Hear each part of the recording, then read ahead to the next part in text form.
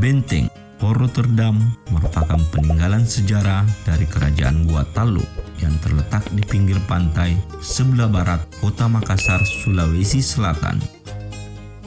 Benteng ini dibangun pada 1545 oleh Raja Goa ke-10 yang bernama Imandrigao Dembonto Karailakiung dengan gelar Karaeng Tunipak Langga Ulawon.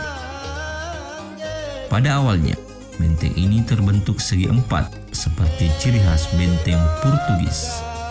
Namun, ketika Kerajaan Gua Tallo menyerah, telah menandatangani perjanjian bunganya pada abad ke-17, benteng Fort Rotterdam jatuh ke tangan Belanda dan dibangun kembali oleh VOC menjadi seperti sekarang ini. Benteng Fort Rotterdam sebelumnya adalah peninggalan Kerajaan Gua Tallo yang bernama Benteng Ujung Pandang atau Benteng Ujung Pandang. Pada awalnya, benteng ini dibangun dengan material berupa tanah liat.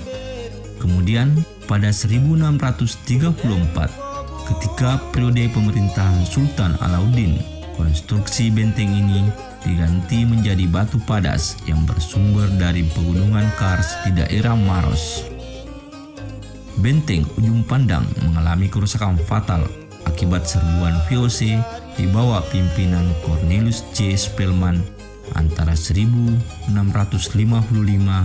sampai 1669. Kala itu, Kerajaan Gua Tallo yang diperintah oleh Sultan Hasanuddin terpaksa menyerahkan benteng Ujung Pandang kepada Belanda.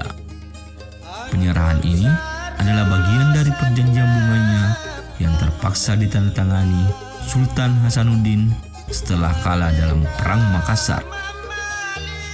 Setelah jatuh ke tangan Belanda, benteng Ujung Pandang kemudian diganti namanya menjadi Benteng Fort Rotterdam sesuai dengan nama kelahiran Spelman.